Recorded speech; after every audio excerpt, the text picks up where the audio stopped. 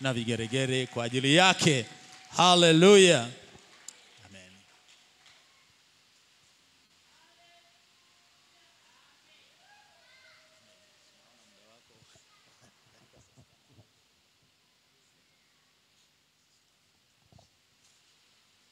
Jamani, Bwana Yesu asifiwe. Tupunge mikono kama tuko pamoja. Bwana Yesu asifiwe.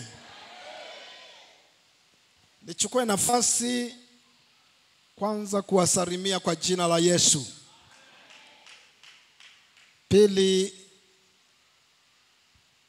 kujitambulisha kwenu kabla sijaanza kuzungumza vitu vingine.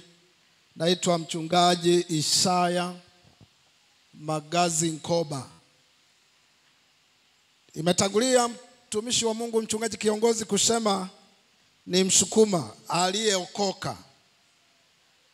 Ni Msukuma aliyeokoka. Kwa hiyo usipate shida. Sema amen. Nimshukuru Mungu, nina mke, nina watoto. Moja ya watoto ni pamoja na mwalimu wenu. Huyo ni firstborn, mtoto wa kwanza, lakini ana ndugu zake huko nyuma 7. Bwana Yesu asifiwe. Nimeokoka na mpenda Yesu. Bwana Yesu asifiwe. Nilisafiri nikitoka nyumbani toka wiki iliyopita na niliingia hapa Jumapili. Ilikuwa ni kama saa 5 nikawa nimeshuka mjini, lakini kama saa 6:30 nikawa nimeshuka kwenye stendi yenu. Baadaye nikafanya mawasiliano, maana nilikuwa kabisa nisingeweza kuja peke yangu. Nimewahi kufika huku lakini sikuwa na udhoefu wa kuja peke yangu, nikafika mahali ninapoenda. Ilibidi niwe mpole. Nikawasiliana na kijana akasema bado niko ibadani. Kwa hiyo nilikuwa mtulivu mpaka kama saa 7:30, saa 8 alikuja kunichukua. Nimekuweko toka siku hizo, lakini niliondoka kurudi mjini kwa majukumu ya kanisa. Mtumishi wa Mungu amenitambulisha, mimi ni mchungaji, lakini pia mimi ni kiongozi kwa kanisa la PAGT. Ninatokea Shinyanga, wilaya moja ya Kahama. Wilaya ile ni kiongozi kwa halmashauri ya wilaya Kahama, na kuna halmashauri ya wilaya ya Msalala. Kwa hiyo mimi ni kiongozi kwa makanisa yetu wilaya hiyo. Na nimekuwa mjini kwa siku kama 4, lakini baadaye nilirudi. Nimekuweko hapa, nishukuru kwa sababu ya mapokezi yenu. Wako watu wamekuja hapa kumtembelea kijana, tumesalimiana nao. Lakini nishukuru sana kwa mchungaji kiongozi. Tumekuwa tukionana, mara ya kwanza tumeonana tukianzia hapa kwenye maombi ya asubuhi. Tulisalimiana, nikamwambia nipo. Nikalaumiwa kwake, kwa nini unakuja bila hata taarifa? Nikasema tu chukulie tu. Mimi hapa ni kama familia. Sema amen. Mimi ni kama familia. Sema amen. Na nikiwa hapa nishukuru, alinipa zamu ya kusema na wewe maneno ya Mungu, na mimi nikamwambia nitakuwa tayari. Ninataka kusema na wewe neno fupi. Yawezekana kweli kumechukua muda na tuna njaa, lakini nipe muda mfupi. Mungu anataka kukusemesha. Nilikuwa nawaza niseme nini. Kuna vitu vingi nataka kuvisema, lakini kuna moja Mungu anataka kusema na wewe. Bwana Yesu asifiwe. Kwenye kitabu kimoja cha Methali 18 mstari wa 10. Methali 18 mstari wa 10. mmoja wetu nataka nisomee. Ndio. Methali 18 na mstari wa 10. Biblia inasema,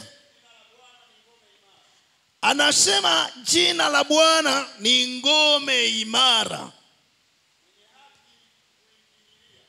mwenye haki hulikimbilia akawa salama.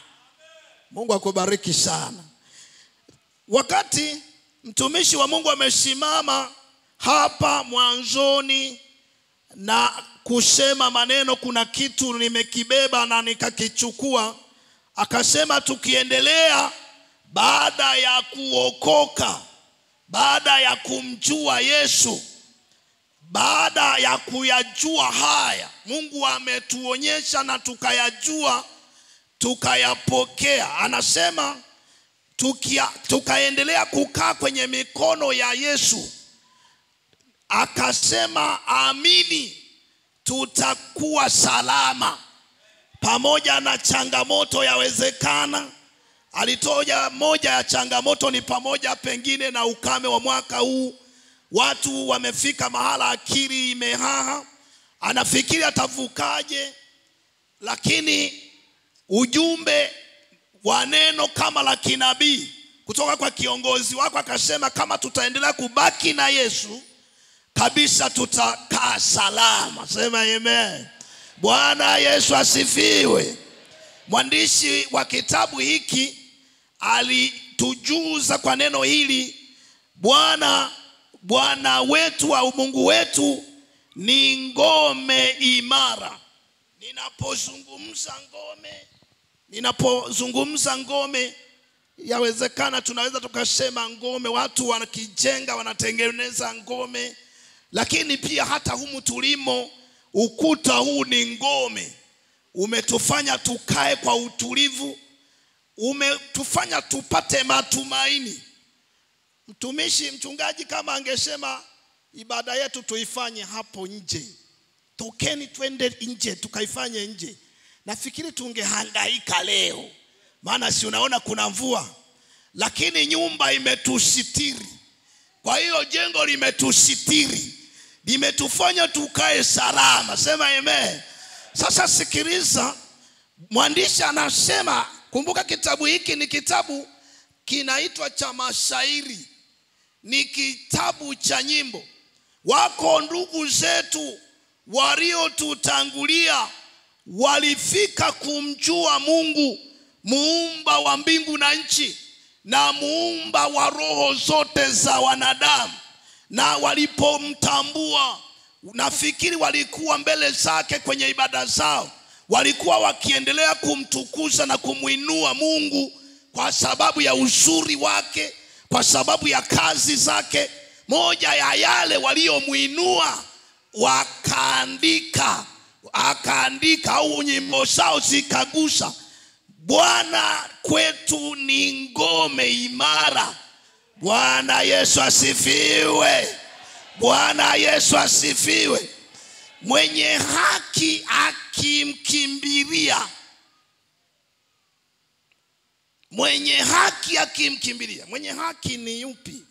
Mwenye haki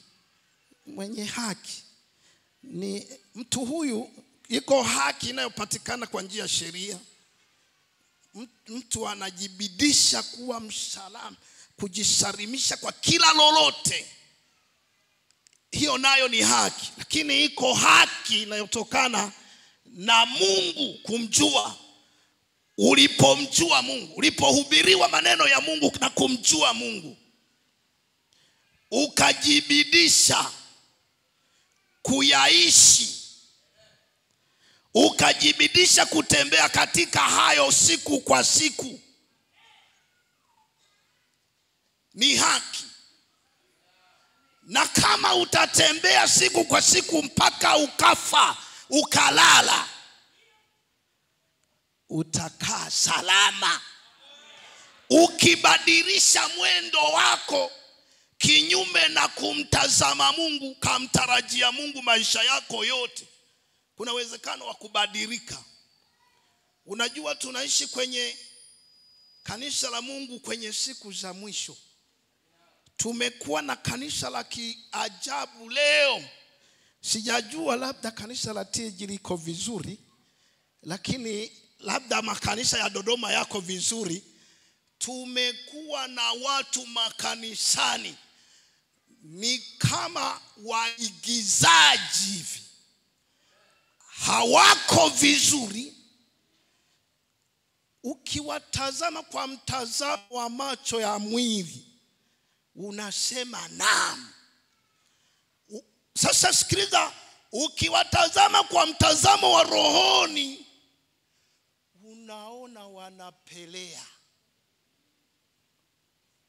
Sasa nimezungumza Bwana Yesu, Bwana Mungu ni ngome imara. Unajua iko hivi.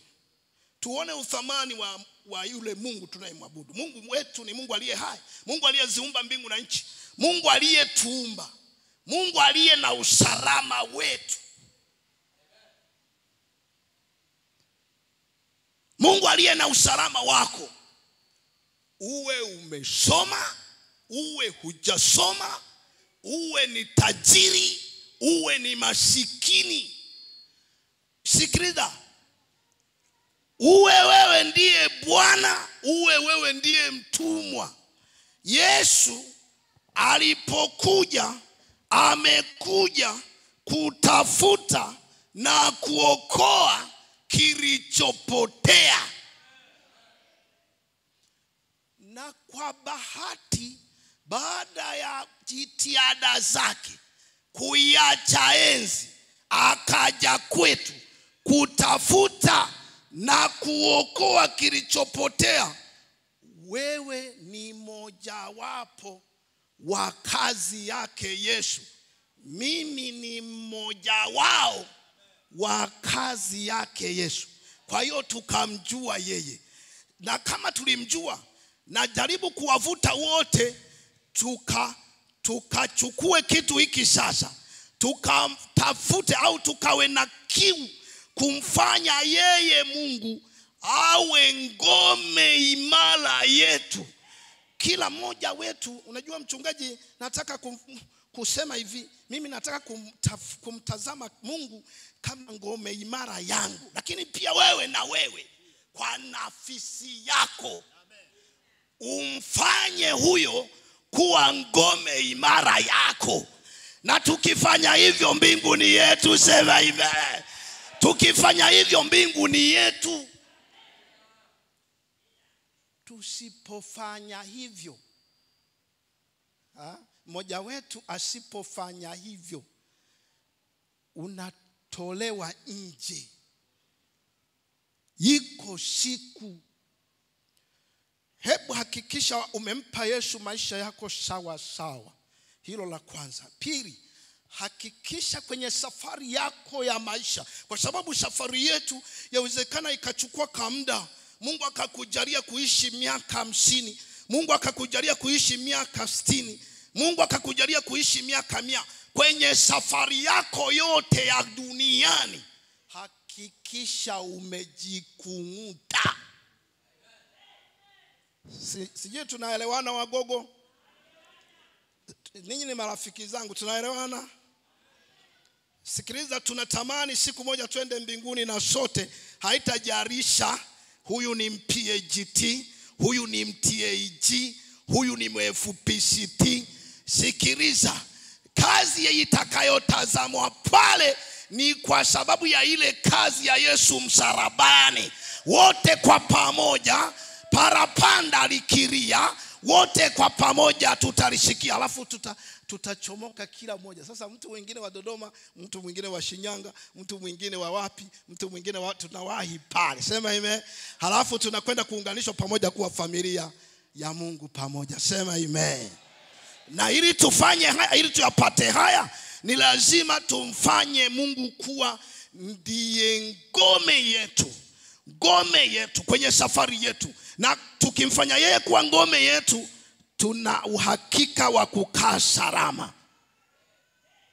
Na kama ukiona kuna madhaifu, anasema kimbilia, mwambie Mungu rehema kwamba Mungu, mimi ni binadamu tu, tena wa kawaida, ambaye ninaweza nikakosea. Na ni yawezekana kwa sababu moyo wako na moyo wa Mungu ndio vifaa vinavyokagua wewe. Moyo wako unajua maisha unayoyaishi na Mungu. Na kama ukitambua kuna madhaifu ya kibinadamu, mwambie Mungu tu nisamee, halafu nitengeneze, nataka nikuone wewe. Bwana Yesu asifiwe. Kuna kitu kingine, mwandishi wa kitabu cha Zaburi kwenye sura ya 23, Daudi anaandika baada ya kumjua Mungu. 23, hebu mmoja wangu anisomee 23, anza mstari wa kwanza tuone. Labda hatutaimaliza yote, lakini nitakuwa nimekupa picha. Tuone Daudi anasemaje baada ya kumjua Mungu, baada ya kumpa Yesu maisha, baada ya kutambua muumbaji wake ndiye asili ya uhai wake. Kuna vitu anavisema Daudi. 23 Zaburi, anza mstari wa kwanza, tuende kidogo. Ndio. Akasema Bwana ndiye mchungaji wangu. Akasema akiwa Bwana ndiye mchungaji wangu, sitapungukiwa na kitu. Anasema katika safari ya majani mabichi, katika safari yangu ataniongoza kwenye eneo la majani mabichi. Maana ana hatua ya kuhakikisha wewe akikufundisheni. Nia ya Mungu hataki upotee. Nia ya Mungu anataka uokolewe. Nia ya Mungu anataka ufike mbinguni. Kwa hiyo atakuongoza kadiri ya uhitaji wako. Unahitaji nini? Vitu gani ambavyo unavihitaji katika maisha yako? Vitu gani ambavyo ninavihitaji kwenye maisha yangu? Kwa hiyo atahakikisha akinipeleka kwenye marisho ya majani mabichi. Sema amen. Bwana Yesu asifiwe.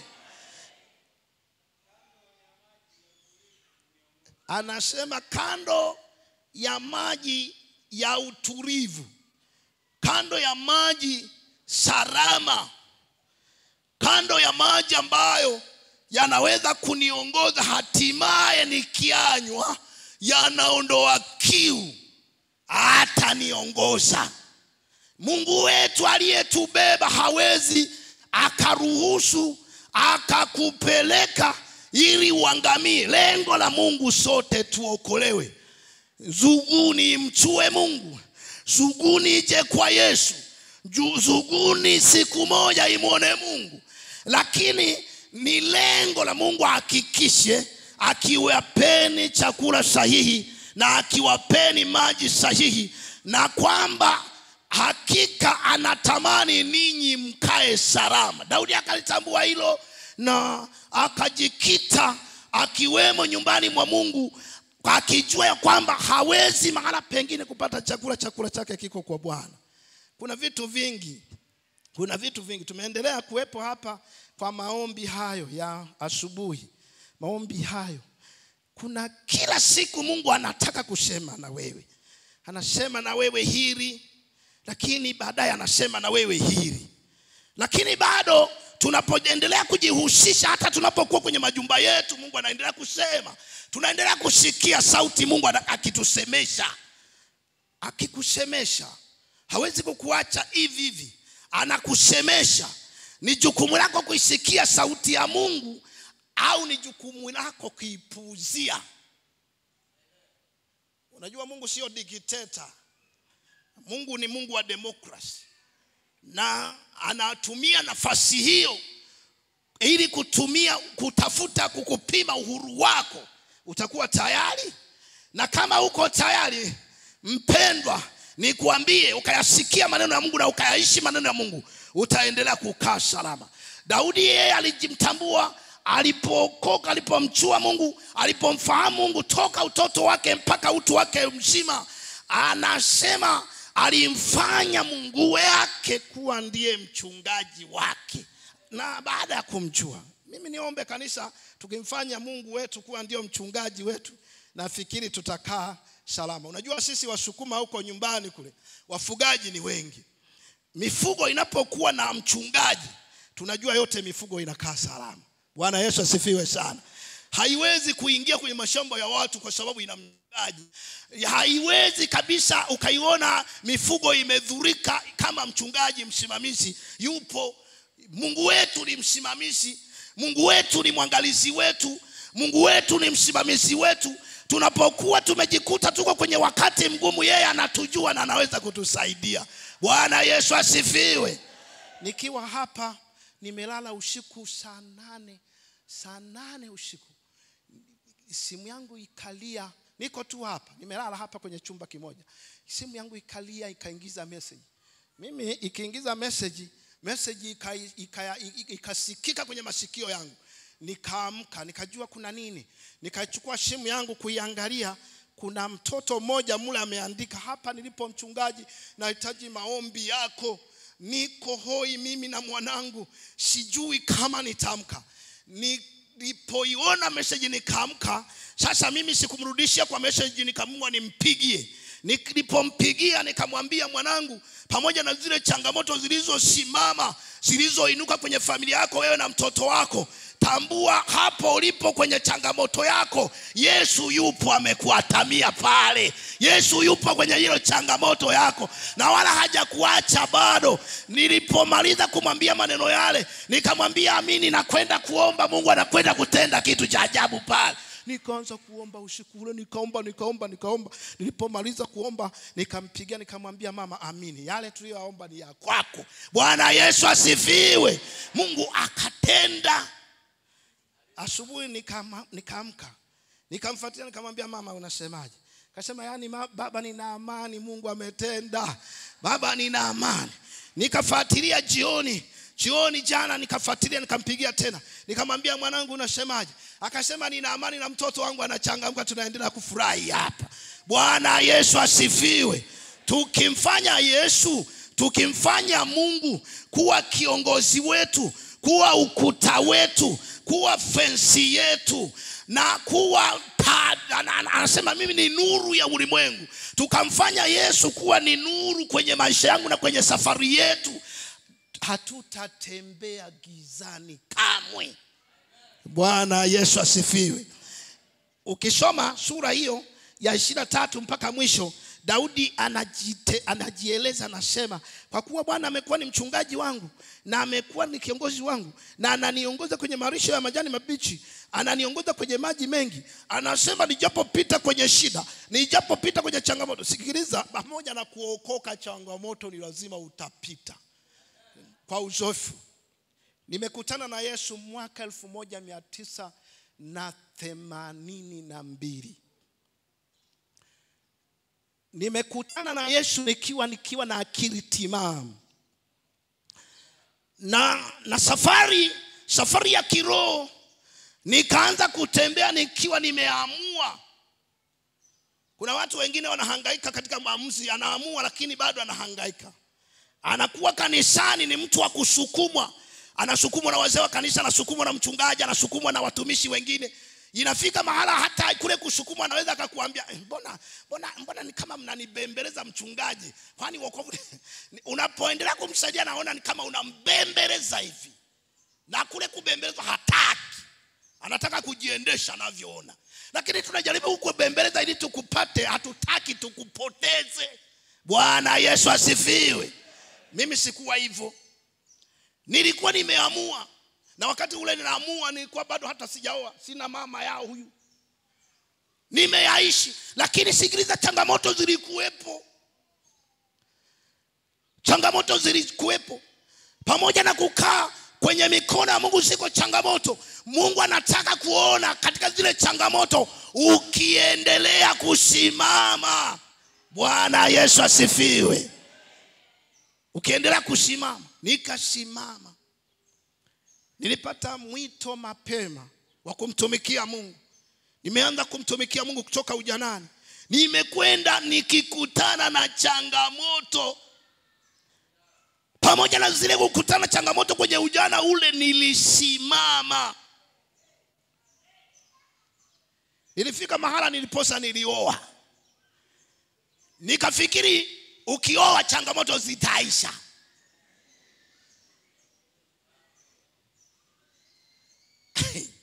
Kila mtu huwa anamsukumia mwenzake. Unajua mimi bado ni masikini, siku nikitajirika naweza nikampenda Yesu sana, sitaacha kwenda kanisani. Akipata utajiri bado hutamuona.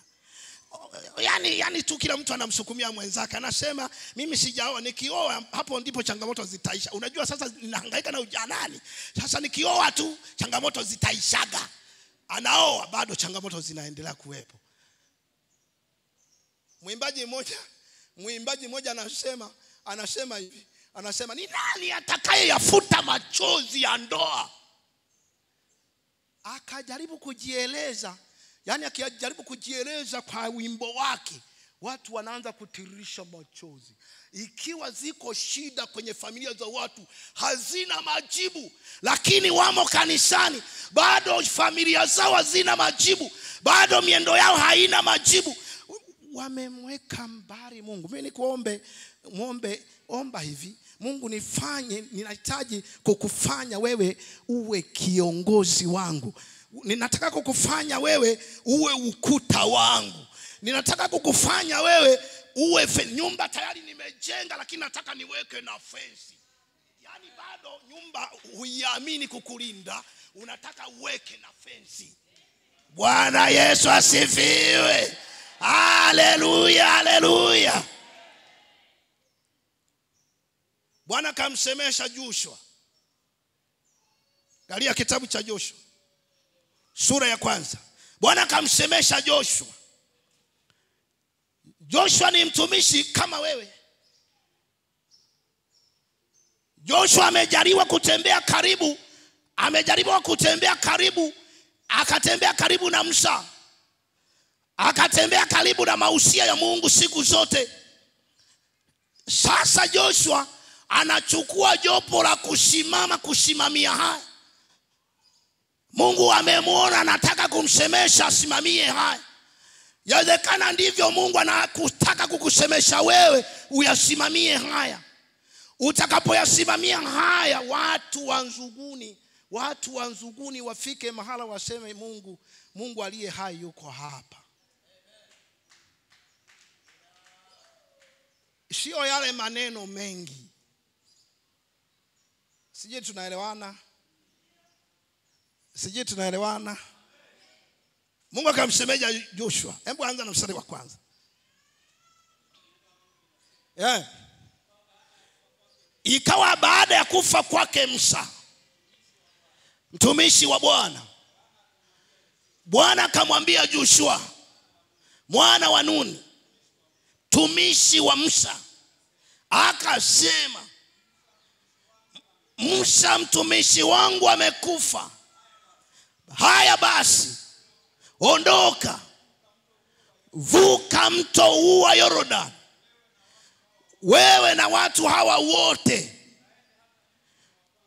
uende hata nchi ile ni wapayo. Iko nchi, ametuita Mungu, iko nchi.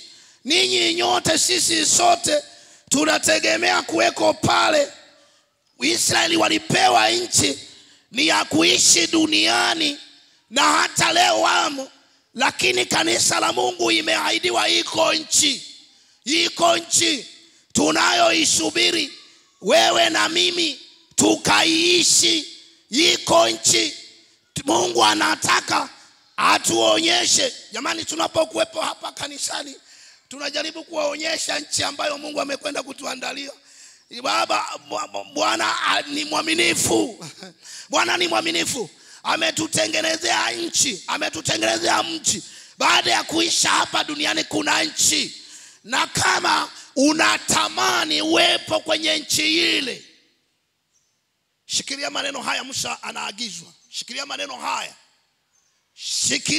haya. Ejisuguma huwa tunasema hivi, dimelaga. Sasa sijui Kigogo unasemaje kushikilia?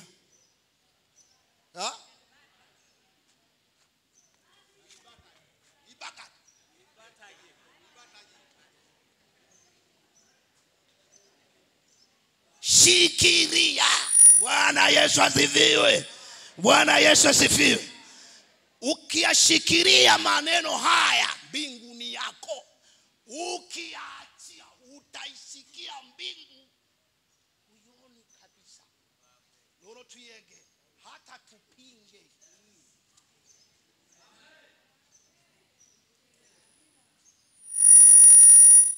Tunatamani kufika mbinguni, sema amen. Piga kelele kwa Yesu, piga kelele kwa Bwana. Hebu piga kelele kwa yule ambaye hapigi kelele, huyo hapo. Piga kelele kwa ajili yake.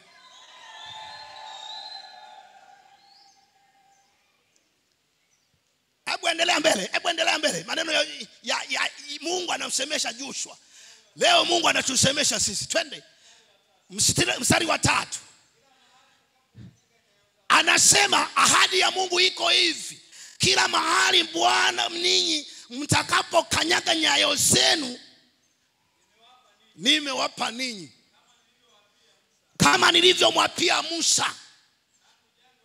Anasema toka jangwa hili la mlima huu Lebanoni akainua macho Musa.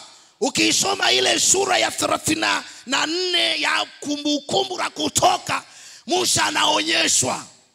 Musa alionyeshwa. Mungu akamchukua Musa akamuonyesha nchi ya watakayoishi wana wa Israeli, lakini akamwambia Musa, mimi nimekuonyesha, lakini wewe hutaifika ngo. Amekufa Musa, Joshua anapewa majukumu ya kuwafikisha watu hawa. Bwana Yesu atusaidie. Bwana Yesu asifiwe. Hebu mshike mkono jirani yake, mwambie unaitamani mbingu hiyo. Huwa iko hivi, unapomshika mkono muangalie na usoni. Yaani mtu huyu yawezekana mbingu haifiki. Bwana Yesu asifiwe. Haleluya. Hebu twende mbele kidogo. Twende mbele. Mto Frati, nchi yote ya Wahiti mpaka ile bahari kubwa upande wa machweo nimekupa.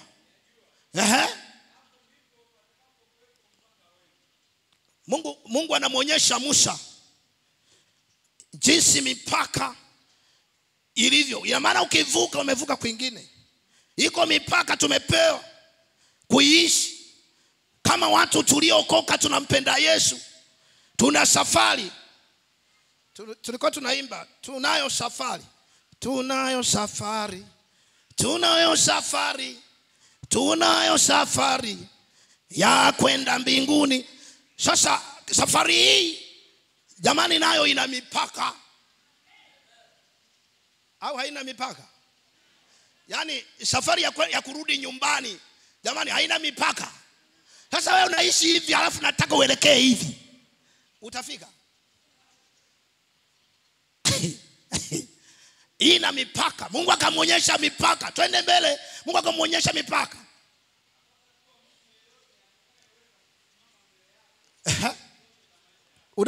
Unajua tunapokuwa na Mungu hayuko mtu mwingine atakayesimama juu yetu. Hayuko mtu mwingine atakayesimama juu yako. Ninajua kwenye dunia hii kuna uchawi. Ninajua dunia hii kuna nguvu za giza. Ninajua dunia hii kuna kila chochote. Kuna kila chochote. Lakini Mungu anaahidi kuhakikisha usalama wako. Mungu anahakikisha usalama wako. Mungu anahakikisha usalama wetu. Anahakikisha umekaa salama. Na anahakikisha siku moja ufike mbinguni. Na kama ameahidi hayo, Mungu hawezi kutuacha. Mungu hawezi kutuacha. Ukisoma huko mbele, Bwana anamwambia Joshua, uwe hodari tu na moyo wa ushujaa. Ni mimi niliyesema. Yani uwe na moyo mkuu, uwe na ushujaa mkuu. Lakini ukiendelea kusoma, anaeleza kwamba ndiye mimi niliyekuchagua. Huwa najiuliza aje niliokokaje Magazi? Mimi nimetoka kwenye familia ya kipagani. Afadhali yule ametoka kwenye familia ya Kiislamu na dini. Lakini bado dini ya Kiislamu na dini ya kipagani ni kitu kimoja, maana zile zote ni dini, si ndio? Yawezekana sikiliza, zote hizo ni dini. Unaona? Zote hizo ni dini. Ukikuta itikadi, ukikuta itikadi, mtu mganga wa kienyeji itikadi yake hatari. mimi babu sijajua ninyi mlikuwa mmejikita namna gani. Sasa babu mimi kulikuwa na pembe, kuna jengwa kibanda kinaitwa Msonge. Sasa kinaitwaje huko kinaitwaje? Sasa kile ndio mahala pa makutaniko pa ibada, vitu vingi viko pale. Sasa mule ndani kuna pembe, ndugu yangu, linajizungushaga wenyewe kuangalia hali ya hewa, linaiangalia hali ya hewa kila. Bwana Yesu asifiwe. Sasa sijajua nini, kila mtu alikotoka najua, si ndio? Mimi najua kivyangu nilikotoka, lakini wewe nawe wajua kivyako. Bwana Yesu asifiwe. Yesu alitutoa mbali, lakini ametuita ili tukapate kuimiliki nchi. Bwana Yesu asifiwe. Nilikuwa najaribu kusoma kitabu cha Joshua. Bwana akamwapia nitakuwa pamoja naye. Alipoanza kuchukua majukumu ya utendaji, yeye amekuwa na mwito. Kumbuka Joshua ametembea na Musa, lakini pia alikuwa anaangalia material Musa Mungu aliyokuwa amempa. Material ya Musa sio material ya Joshua. Kweli Musa Mungu alimpa material, lakini material ya Joshua ni material ya hatari. Ukisoma ile sura ya 10, Mungu anamwambia unataka kuikabiri Ai, lakini kama ulivyopiga Yeriko alivamia, akaambia usibebe silaha, lakini liambie jeshi hili lizunguke mitani, lizunguke ukuta, zunguka mara ya kwanza, zunguka mara ya pili, mpaka zunguka mara ya 7. Na baada ya ile mara ya 7, ndugu hawana silaha wala hawana chochote isipokuwa wamebeba mitungi, na ile mitungi ndipo ilipoachiwa kwa pamoja. Mitungi ilipokuwa inaanguka chini, ilianguka ikawa ni kama mabomu. Jengo likaanza kuwa linadondoka lenyewe. Mungu wa Joshua akasimama na akatawala. Ile sura ya 10 ndio hatari. Ile sura ya 10 akaikabiri Ai. Amefika kwenye ile miji ya Ai. Aliposhikika amefika, wafalme wa nchi ile wote wakataharuki, wote wakakusanyana, wakatafutana wapeane misaada. Lakini sikiliza, Mungu wa Joshua anayeonekana ni kama mdogo, kumbe ni wa hatari, kumbe ni mkubwa. Wamekusanyana, wamepanga agenda. Mungu ya Joshua akaitwa na ile family, njoo bana utusaidie. Wako mataifa wamejipanga hapa, njoo tusaidie. Wamesikia habari zako, njoo tusaidie. Walipofika, sikiliza, yalipoanza mashambulizi, wanajaribu kujipanga kuvizia kukabiliana na Israeli. Mungu mwenyewe, wala hawa watu hawakufanya kitu. Mungu mwenyewe alinyeshaga mvua, na ile mvua ilikuwa ni mvua ya mawe, na yale mawe yakawa yanashuka, mawe makubwa. Sikiliza, yalipokuwa yanashuka mawe makubwa, unajua Kahama kuna ile mvua, kuna lile furiko la mvua moja ilishukaga ikamaliza kijiji fulani, na ni kijiji jirani. Mvua ya mafuriko, mvua ya mawe. Familia moja unaikuta ina familia ya watu 10 na kitu, labda wanabaki 2 au wanabaki 1. Inasikitisha sana, niko hapo kwenye tukio, mama mmoja akawa ameachana na mume wake, akaomba arudi nyumbani, akamtoroka mume wake akarudi nyumbani, na siku hiyo mvua usiku ikashuka, na yule mama alipitiwa. Mwanaume alikuwa analia kwa sababu ya kukosa, na mke wake amekosa, na watoto aliowabeba mama amekosa. Wao walikuwa wanalia. Sasa sikiliza, Mungu akashusha mvua kwenye vita ile, mawe makubwa yakashuka, yakaporomoka mawe makubwa, yakateketeza. Wale wafalme walikuwa na sehemu wamechimba handaki, wako wamejificha kwenye lile shimo. Wamejificha mle, Wasamaria wakawagundua wamo humo, wakatoa taarifa. Joshua akasema pelekeni jiwe kubwa hapo mlangoni, mkalifunike hapo jiwe. Unaona? Vita vikaanza kupigwa. Sikiliza, Joshua haitoshi. Baada ya kuona vita vile ni vikali sana, akasema Mungu, nataka nione maajabu. Kuanzia sasa jua mahala lilipo lisimame na mwezi usimame, tukione vita hivi vinaishaje. Tunataka kuona vita vinaishaje. Vita vinapigwa. Sikiliza, vilipigwa. Isome hiyo sura ya 10 ile ya Joshua mpaka unaweza kushangaa. Sema amen. Kumbe ni Mungu anayetupigania. Piga kelele. Mungu wapigania watu wake. Mungu watetea watu wake. Mungu washindania watu wake. Lakini anawashindania watu hao. Washindania watu hao ambao wamedhamiria kumfanya Mungu kuwa kiongozi wao. Mfanye Mungu kuwa kiongozi wako, utabaki salama. Sema amen. Sema amen. Nimalizie tu na kipointi kimoja. Kolosai sura 3. Kolosai sura 3, hebu msome Kolosai sura 3 anza mstari wa kwanza. Ninataka kusema na wewe, nataka kumalizia hapa. Mimi nataka kusema, hebu mfanye Mungu kuwa ni kiongozi wa safari yako, utabaki salama. Kesho nategemea kuanza safari kurudi nyumbani. Tusipoonana duniani, ninawaalika tuonane mbinguni. Sema amen. Sema amen. Tuonane mbinguni. Tusipoonana duniani. Nani ameona? Kolosai 3. Anza na mstari wa kwanza. Nisikilizeni, nataka kumalizia. Twende. Paulo anasema, ikiwa mmefufuliwa pamoja na Kristo, yatafuteni yaliyo juu. Kristo aliko ameketi mkono wa kuume wa Mungu. Yafikirini yaliyo juu, sio yaliyo katika nchi. Kwa maana mlikufa na uhai wenu wote kwa pamoja na kwa umoja wenu umefichwa. Mtumishi kaa. Uhai wetu umefichwa mikononi mwake.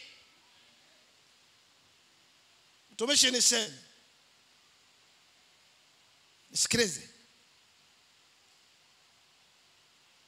Mfanye Mungu kuwa kiongozi wako.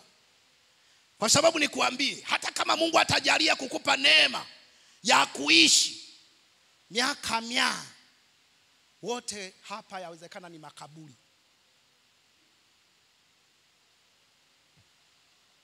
Tutakuwa hatupo duniani, na bahati mbaya sana unacheza na neema hii. Hiyo ndio bahati mbaya. Neema imefunuliwa, nayo yatuhimiza kuyakataa mabaya yote na kuendelea kuishi. Sasa unaikataa. Hiyo ndio bahati mbaya mwanamke. Hiyo ndio bahati mbaya mwanaume. Hiyo ndio bahati mbaya wazee wangu. Wazee wa kanisa tupo. Tuisaidie jamii hii. Tunataka tuende wapi? Jamani, tunataka tuende wapi? Tunapoisaidia jamii hii, sisi wenyewe tuwe mstari wa mbele. Tuhakikishe tumeyakanyaga maji. Tumesimama.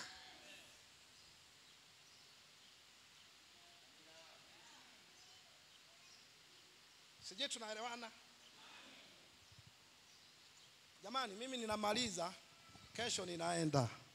Tusipoonana tuonane mbinguni. Sema amen. Baba karibu.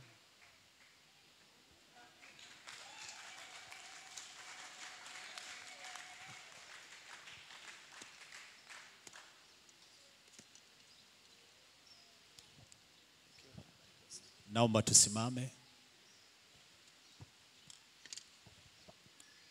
Funika macho yako, utafakari maneno haya.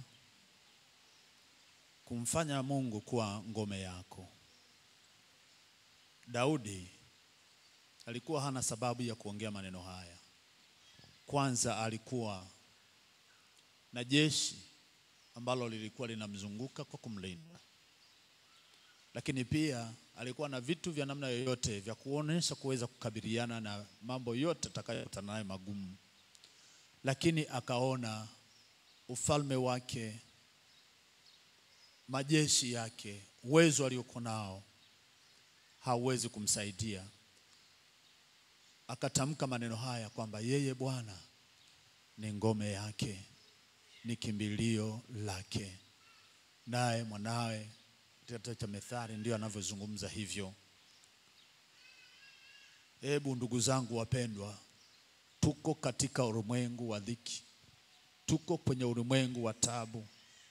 Mfanye Mungu kuwa kimbilio lako, fanye kuwa Mungu kiongozi wako, fanye kuwa Mungu ndiyo ngome yako, kimbilio lako, mwamba wake. Vitu vingine hivi havitasaidia. Elimu, uwezo wa kifedha tunauhitaji, ni kweli, lakini wapo wenye fedha ambao bado hawana msaada wa kimungu, wanateseka. Na inawezekana kwamba hata siku ya leo umeingia mahali hapa umekata tamaa. Yupo Mungu mwenye uweza, yupo Mungu kimbilio, yupo Mungu msaada wako, yuko Mungu wa kuweza yote, yupo Mungu ambaye anafanya mambo makubwa. Hata hilo kwako ni dogo, aliyafanya makubwa. Kuimba tu na kuzunguka ukuta wa Yeriko ukaanguka, kuachilia mawe makubwa kuweza kuiangamiza ule mji, na hata kwako atafanya. Hajashindwa bado. Yupo anaweza kukusaidia, yupo anaweza kutenda makubwa zaidi ya hivyo unavyofikiri. Mungu wetu ni mwaminifu. Mungu wetu anapolituma neno lake ili lije litimize makusudi yake. Huenda umehangaika, huenda umefika mahali umekata tamaa. Neno hili liinue hali ya tumaini, liinue hali ya shauku ya kuweza kumtaka Bwana pamoja na nguvu zake, ili uwe Mungu awe ngome yako. Wakati ukiwa umesimama umefunika macho yako, unajua kwamba kuna mahali unapitia, kuna mahali unakutana na magumu. Neno hili la leo linamleta Mungu kwako ili aingilie kati yale ambayo unapitia. Na kwa neno hili Mungu aanze kukutana na wewe. Kwa neno hili Mungu akaanze kufanya makubwa. Kwa neno hili Mungu akafanye kuwa ngome kwako, katika jina la Yesu. Katika jina la Yesu, weka tumaini, muamini Mungu kwamba anaweza. Hata hayo Mungu anaweza. Hilo unaloliona Mungu anaweza. Hapo ulipo Mungu anaweza. Unaona ukuta, Mungu anaweza kuangusha huo ukuta ukaanguka. Huoni njia, Mungu atatengeneza njia, utapita na utakuwa salama. Hakuna madhara yatakayokupata. Tunamwamini Mungu huyu ambaye amelileta neno hili. Wakati umekuwa umesimama, naomba wote twende mbele za Mungu. Na hatimaye leo nataka tufanye jambo moja. Muangalie jirani yako na umkumbatie, mshike mkono, ebu muombe. Mwambie Mungu uliye ngome, mimi huyu mtu simjui, lakini wewe unamjua. Muombe maombi mazito ili Mungu akutane na haja ya moyo wake. Nami nikiwa nikiomba na wewe unamuombea ndugu yako, mshike mkono. Naomba mshike mkono jirani yako, mshike mkono, tuchukuliane mizigo. Kwa neno hili Bwana atokee. Kwa neno hili Mungu atokee. Kama mgonjwa, Mungu akakuponye. Kama kuna mahali umezuiliwa kutokusonga mbele, Bwana atengeneze njia.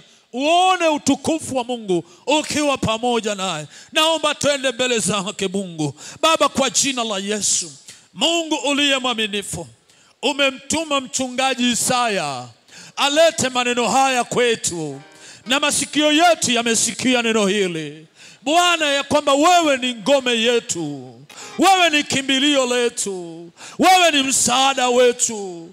Utatulisha kwenye majani mabichi, utatuvisha kwenye maji, wala hatutagalikishwa, kwa sababu uko pamoja nasi.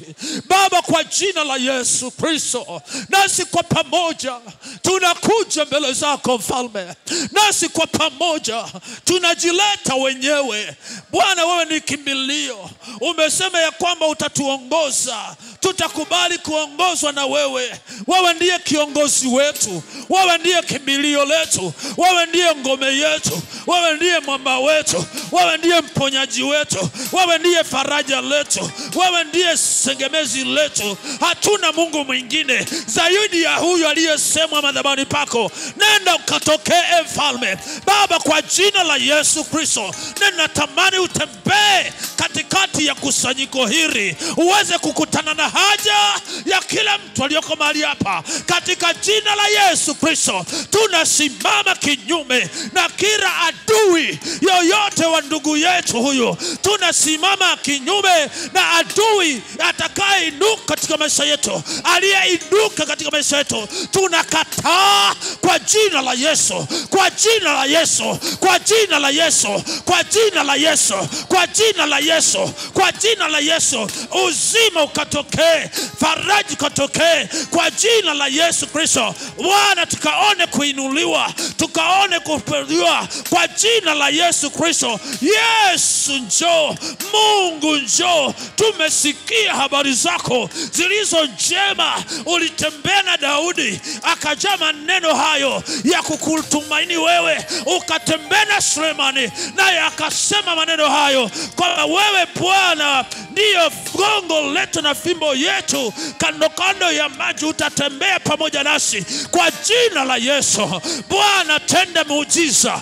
Tenda miujiza kwa baba huyu, tenda miujiza kwa mama huyu, tenda miujiza kwa kanisa lako, tenda miujiza kwa kila mwenye mwili aliyoko mahali hapa, katika jina la Yesu, kwa jina la Yesu, kwa jina la Yesu.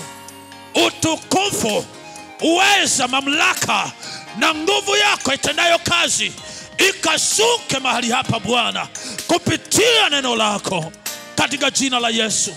Asante Mungu kwa sababu umefanya kwa watu wako. Mungu, tunakubariki. Mungu, tunakutukuza kwa sababu tunaona ngome za adui zikianguka, vifungo vya shetani vikifunguka katika jina la Yesu Kristo. Kuta alizoziweka zikianguka kwa jina la Yesu Kristo.